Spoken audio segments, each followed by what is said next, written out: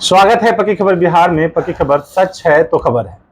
और देश की राजधानी दिल्ली में अभी पक्की खबर की टीम है बिहार से चलकर यहाँ आज हमारे साथ मौजूद हैं मोहम्मद नौशाद।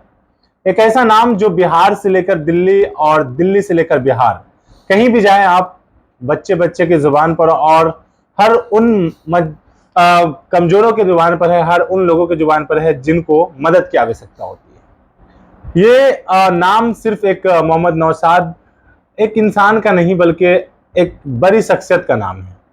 अब उनसे मिलने पक्की खबर की टीम दिल्ली पहुंची है, चर्चा करेंगे खास। सबसे पहले इनका स्वागत है हमारे पक्की खबर चैनल पर। सर, आपका स्वागत है हमारे पक्की खबर चैनल। बहुत बहुत शुक्रिया।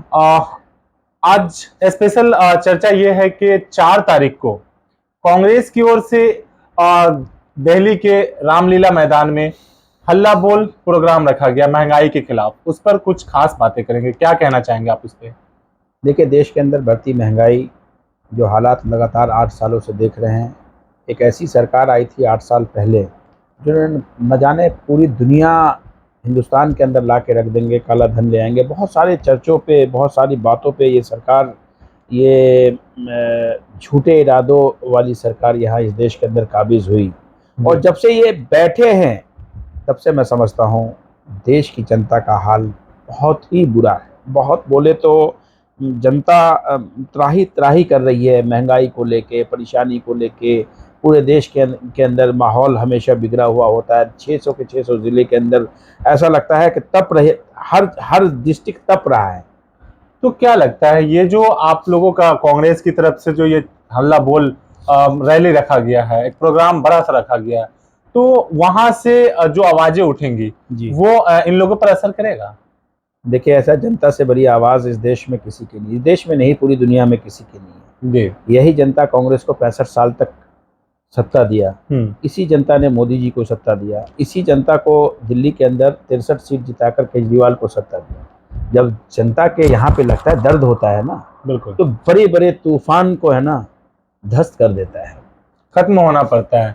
और कहीं ना कहीं महंगाई को लेकर के ये एक बड़ा मुद्दा है। और दिल्ली के रामलीला मैदान में ये जो एक हल्ला बोल प्रोग्राम रखा जा रहा है, ये सिर्फ एक कांग्रेस के लिए नहीं, हमें लगता है कि देश के कई अलग अलग राज्यों से भी लोग यहाँ पहुंचेंगे। देखिए, ये कार्यक्रम जो है ना, अभी तक का मुझे लगता है पिछले 25-30 सालों में सबसे बड़ा कार्यक्रम होगा। आज आपने दौरा भी किया, वहाँ मुझे आप मिले भी थे। और लगभग पूरे देश से 2.5 लाख लोगों के आने की संभावना है। और ये अलग ही रैली होगी। और उसमें हमारे श्री राहुल गांधी जी, प्रियंका गांधी जी, कांग्रेस के सीनियर नेता वहाँ संबोधित करेंगे। और देश के अंदर जो महंगाई, बढ़ती हुई महंगाई है, लगातार 5-7 सालों से बहुत परेशान है लोग, उसके बारे में बताएंगे। हर एक चीजों का दाम बढ़ा है, पेट्रोल हो, दाल, एक एक चीज का, मतलब खाने पीने के सामान पे भी अब जीएसटी वगैरह और सारे चीजों का जो रेट है आसमान छू रहा है। ऐसे मुद्दों को लेकर के आप लोग आ रहे हैं। लेकिन क्या लगता है कि रामलीला मैदान में आप बिहार से हैं और बिहार के दरभंगा जिला के जाले में जो आपने एक तिरंगा यात्रा निकाला था, वो भी एक ऐतिहासिक यात्रा था।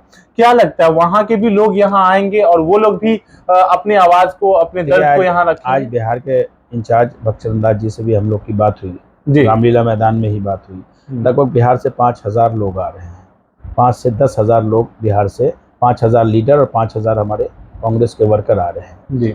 और इसी तरीके से अलग अलग, जैसे राजस्थान से नहीं कुछ भी तो 1 लाख लोग आएंगे। हरियाणा से 50,000 लोग आएंगे। पंजाब से 25,000 लोग आएंगे। इस तरीके से अलग अलग स्टेटों से, उत्तर प्रदेश से कम 15 से 20,000 लोग आएंगे। इस तरीके से पूरा का पूरा कार्यक्रम वहाँ आज मैंने देखा तो हर बार से कुछ अलग दिखा वो कार्यक्रम। बिल्कुल, मुआयना करने जब जायजा करने पहुंचे थे रामलीला मैदान का, तो आप थे और बिहार के कांग्रेस के जो थे प्रभारी जी थे, वो लोग, सभी लोग थे वहाँ। जो मामला चल रहा था, जिस तरह की तैयारियां जोरों शोर पे है, क्या लगता है ये सरकार की जो नीति है वो कहीं ना कहीं पूरे देशवासियों को, पूरे देश के जनता को परेशान कर रखा है, जिसकी वजह से अलग अलग राज्य से और देश के हर हिस्से से लोग यहाँ पहुंच रहे हैं? मैं ये बताना चाहता हूँ कि मैंने शुरू में भी कहा कि बड़े वादों के साथ ये सरकार आई थी, सिर्फ वादे तक ही रह गए। लेकिन आते के साथ ही क्या किया इन्होंने? नोटबंदी दिया। बिल्कुल, पूरी इकोनॉमी खत्म हो गई देश की। जीएसटी दिया, पूरे व्यापारी वर्ग खत्म हो गए जीएसटी से। ये राहुल जी भी बोलते हैं जी। उसके बाद इन्होंने अनप्लान लॉकडाउन कर दिया। बिल्कुल। उसके बाद किसान का मुद्दा आ गया।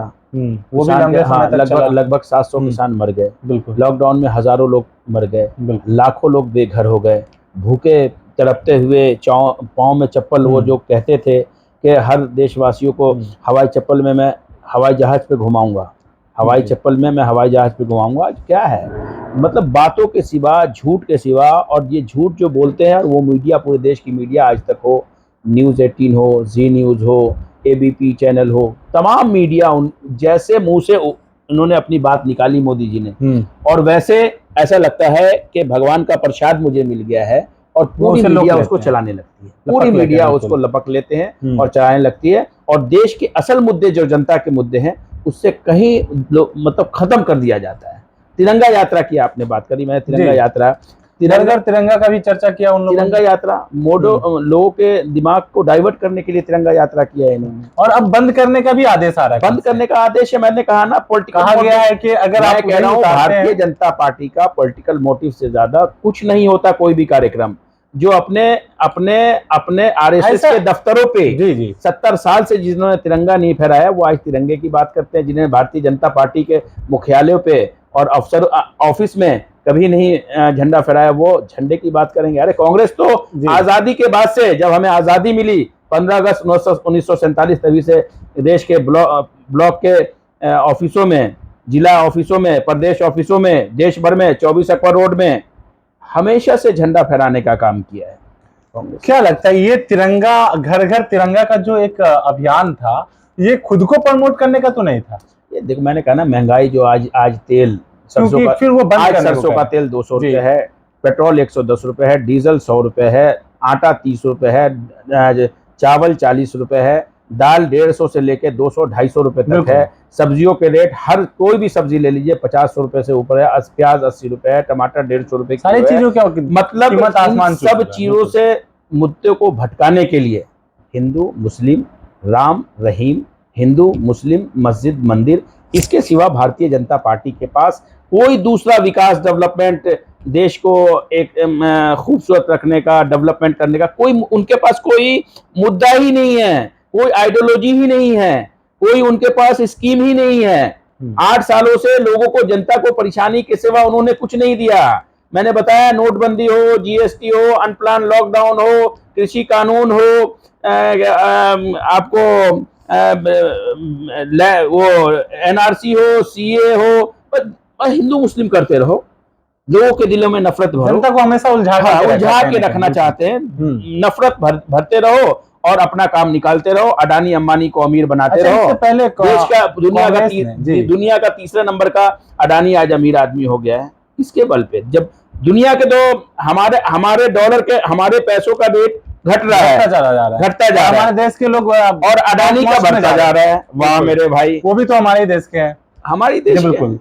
तो क्या लगता है ये सारी जो उसको लेके महंगाई को लेके जब राहुल गांधी, प्रियंका जी प्रोटेस्ट करती हैं, अभी मैं वही कह रहा हूँ कि जब आप लोगों ने कांग्रेस की तरफ से, जो भी राहुल गांधी जी हो, प्रियंका गांधी जी हो, सब लोगों ने ब्लैक ड्रेस में जो ये अभियान निकाला था, उसमें भी काफी मजबूती के साथ जनता आपके राहुल जी पार्लियामेंट सिर्फ 80-90 सांसदों को, 100 सांसदों को लेके राष्ट्रपति भवन जाना चाहते थे। वहां पुलिस ने डिटेन किया और पूरे दिन किस्वे कैंप में उनको जाके बंद कर दिया गया। प्रियंका जी 24 अकबर रोड से और प्रधानमंत्री के निवास जाना चाहती थी, 10 जनपद पे उनको रोक दिया गया और पुलिस के द्वारा प्रताड़ित किया गया, बदतमीजी की गई। लेडीज पुलिसों ने उनके साथ बदतमीजी की, हम लोग वहीं पे थे, हम लोग के साथ बदतमीजी की। 20 पुलिस वालों ने मिलकर हम लोग को वहां पे घसीटा, मारा, पीटा, बाल खींचे, क्या क्या किया। बहुत सारे वीडियोस भी वायरल हुए थे। ये लोकतंत्र क्या लगता है, इस तरह के वीडियो देश का, मुझे ये बताइए ना, ये बिल्कुल नहीं, बिल्कुल पहले आपने कभी देखा है क्या? नहीं, इससे पहले तो इस तरह की वीडियोस नहीं है। वीडियो में बहुत सारे इस तरह के मुद्दे देखने को मिले, और इस तरह के, और महंगाई के मुद्दे पे काले कपड़े पहन लो तो उसको राम से जोड़ दे। शिलान्यास हुआ जी, आज ही कांग्रेसियों को काला कपड़ा है, वो राम का विरोध किया है। इनके पास राम के सिवा कोई और दूसरा मुद्दा है कि नहीं है? राम का मुद्दा था, राम मंदिर बन रहा है, राम मंदिर में जाके सब तमाम देश के लोग हैं, पूजा करें, भगवान राम का नाम लें, उसके अलावा भी देश के बहुत सारे मुद्दे हैं, उस पर बात करो ना। बिल्कुल, वो तो अपने धर्म से लगे आस्था को लेकर के है, वो चीजें अलग है। और धर्म से लगी हुई आस्था अलग होती है। देश में जो जनता परेशान है वो मुद्दा अलग है। कहीं ना कहीं क्या लगता है कि ये रामलीला का ये हल्ला बोल इन सभी मुद्दों को दबाएगी, जनता को एक नया प्लेटफॉर्म देगी? ये रामलीला का हल्ला बोल रैली पूरे देश के अंदर वायरल भी होगी, संदेश क्या जाएगा और बहुत बड़ा संदेश जाएगा। मैं कह रहा हूं कि इस देश के हर पंचायत, हर गांव से लोग आ रहे हैं, हर गांव से लोग आ रहे हैं। और जब जाएंगे राहुल गांधी जी का भाषण सुनकर और प्रियंका जी का, कांग्रेस के नेताओं का, और जब वो सच्चाई बताएंगे, उसके बाद जब गांव जाएंगे तो बहुत असर पड़ेगा। आज परेशान है भारतीय जनता पार्टी। मैं बता रहा हूं, महाराष्ट्र में आज अगर चुनाव हो जाता है लोकसभा का, तो वहां पे 48 सीटों के अंदर भारतीय जनता पार्टी 5 सीटें नहीं जीत रही है। बिहार के अंदर अगर आज लोकसभा का चुनाव हो जाता है तो वहां पे भारतीय जनता पार्टी 3 से 4 सीट नहीं जीतने जा रही है 40 सीटों में। आज उत्तर प्रदेश में चुनाव हो जाता है तो वहां पे कम से कम 40 सीट, 80 सीट है वहां पे, 40 seat Bharatiya Janata party, 35 seat से ज्यादा नहीं जीतने जा रही है वहां पे। कहीं ना कहीं हर जगह हालात उसके बहुत बुरा हाल है। दिल्ली के अंदर 7 सीटों के अंदर आप देखना कि कांग्रेस जीतेगी आने वाले वक्त में। उत्तराखंड 5 सीटें हैं, कांग्रेस जीतेगी। आप 13 सीटें वहां पे पंजाब के अंदर है, वहां 8 सीटें अभी हमारी है, आप देखना 9-10 सीटें हम वहां जीत के आएंगे। हिमाचल 5 सीटें हैं, हिमाचल हम जीत के आएंगे। आंध्रा में ये है नहीं, तेलंगाना में ये है नहीं, तमिलनाडु में ये है नहीं। कर्नाटका के अंदर जो आपने देखा कि 2-2 लाख 3-3 लाख लोगों की डीके शिव कुमार जी रैली कर रहे हैं, ह्यूज रैली, 6-6 लाख लोग सिद्धरामैया जी के जन्मदिन पे आते हैं। मतलब केरला के अंदर, मतलब हर तरफ कांग्रेस की हवा चल पड़ी है।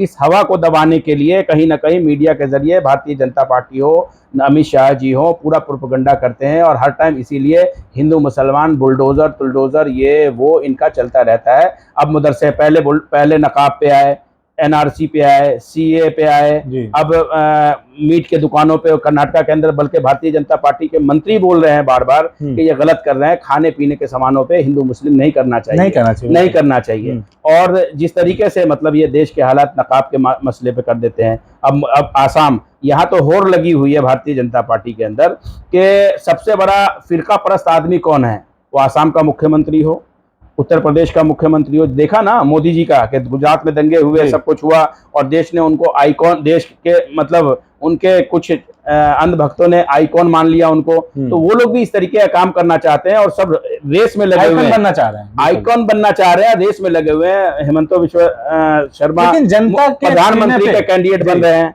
योगी जी प्रधानमंत्री के कैंडिडेट बन रहे हैं, शिवराज सिंह चौहान, मतलब आप इनके आपस में बहुत सारी लड़ाइयां हैं। मैं क्या बताऊं आपको? ये कौन सा नीति है कि जनते के सीने पे चढ़ करके आप आइकॉन बन सकते हैं? देखिए ऐसा है, मैंने कहा नफरत बांटो और आइकॉन बनो। इनके सारे नेता हो, मैंने कहा ना कि चाहे वो प्रवेश वर्मा हो, चाहे अनुराग ठाकुर हो, सब लोग हर दिन एक बढ़ चढ़ के बोलते हैं ताकि मतलब पोलराइज करते हैं ये हिंदू भाइयों को। जो देश के अंदर एकता है, जो नेहरू ने हमें दिया, जो गांधी ने हमें दिया, जो पटेल ने हमें दिया, हमें देता है, जो हमें लोकतंत्र देता है, कहीं ना कहीं उसको डिवाइड करने की कोशिश कर रहे हैं। उसमें कामयाब भी हुए, ऐसा नहीं 2014 में कामयाब हुए, 2019 में कामयाब हो, लेकिन झूठ की कटिया बार बार नहीं चलती, एक ना एक दिन उसको फूटना पड़ता है।